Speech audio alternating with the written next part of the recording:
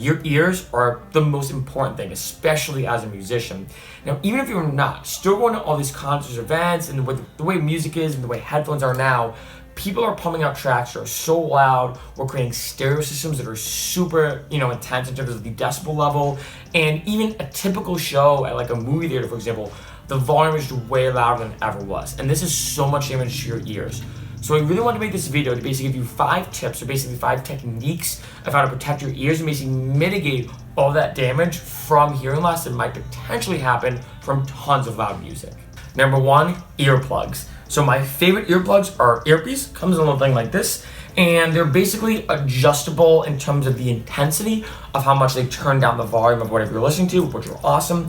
A big thing I do want to say, I've seen this, I'm trying to think of the right word for it, like the stigma almost, that if you wear earplugs it's not cool, or like earplugs are not the cool thing to do. I don't know why that started, and I can promise you this, I've met a lot of very famous DJs, I performed alongside of them, they all wear earplugs. Not even just DJs, but any musician in general. All of them wear earplugs, So the big thing I want to say is that I've seen some people be like, oh, don't wear earplugs. Like I'm telling you, by the time you're 40, 50, it's going to get bad. So trust me, especially with the way music's going, always wear earplugs, especially a lot of times when you go to a concert event, you obviously can't control the sound of the speakers, obviously. So this is at least a way that you can mitigate any potential damage on your ears. Number 2, set a volume limit. Now, I have a link this below of how to do this on iPhone, but on different devices, most of them, you can actually set a volume limit now. What this basically means, as it simply sounds, is that you say, okay, it's not going to go past 50%, and even if you try to turn it up as much as you can, you're almost basically blocked from doing so.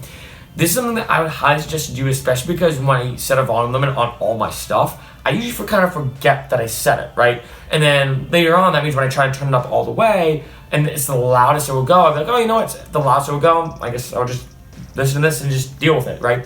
So setting a volume limit is a great way to go. In addition, if let's say you have a device that doesn't have like a set volume limit, try to at least come up with some type of numerical value or some way to keep track. For example, in my car, when I turn up the volume, it says different numbers. So I know in my car, for example, volume 10, whatever 10 is, often it's different relative to different systems, but the level of 10 in my car is the maximum I go to. So when I see the number by accident get turned up to 11, I make sure to turn it down to 10 no matter what. Now, obviously a 10 in my car might be a 15 in a different car, it might be a 5 in another car, who knows, right? But if you have different devices, especially when it comes to monitoring the volume, especially for something like a car, when you're enclosed in and whatnot, try to kind of have almost like a mental volume limit where you're never going to go above a certain point. Number 3, try to minimize the background noise. Now, there's a couple different ways to do this, but overall, a big issue when it comes to hearing, especially in public places, is that let's say you have earphones, like I do, or actually headphones. You have them on like this, right? Now, in this room, I'm in a hotel room right now, it's silent. Meaning that if I turn up, and also this is the main box that I used, it's called an interface, which basically converts the audio from here to the laptop.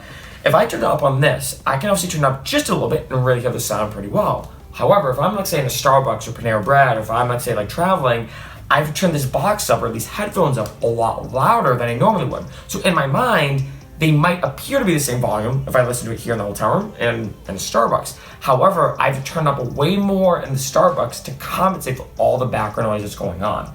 So a big thing I would say is, 1, look forward to basically like noise canceling headphones. In my opinion, they're not the best for producing, but hopefully most people watching this video, or not hopefully, but I guarantee a lot of people watching this video might be musicians, but they might not be producers, I don't know. In my opinion, they're not the best for producing, but hey, noise canceling headphones can be a great way to go. And secondly, just try to be aware of it. I think sometimes just being cognitively aware, this is why a volume limit can come in handy, is a great tip. Because if I'm in Starbucks and I'm turning this up, and I'm like, okay, I can finally hear it now, and I look down, and I see that the dial is turned all the way, I'm like, shoot, it's not that I can hear it fine now, is that I have to turn it up so much louder than I normally would. Number 4, wait it out. Now this just comes down to evolution, but basically our brain gets used to sensory information. This is very common. Let's say you go in a room and it smells bad, and then a minute later you don't even know it smells bad anymore, right? This is the same thing with music. So for example, let's say you have that volume limit, or let's say you go somewhere and the music's very, very quiet, or let's say you're wearing headphones, you're in a public place and it's quiet. Wait it out before you start to turn it up. You'll be surprised, even after like 5 minutes, how much your ears will then start to adapt and almost in a mental, internal way, will almost turn up that volume or get more adjusted to that volume. This is something I do a lot in my car, for example, especially if, like, say I am bouncing around and I go in my car and, like, say I have it on, like, say level 10 or level 9, and I'm like, oh, this is so quiet, and I want to turn it up. I just wait 5 or 10 minutes, and usually, not always, but usually by that point, I'm like, wow, why did I ever even want to turn it up? This is a perfect volume now, you know? So waiting it out sometimes in order for your mind and your senses to adjust is actually a great way to overcome turning it up louder.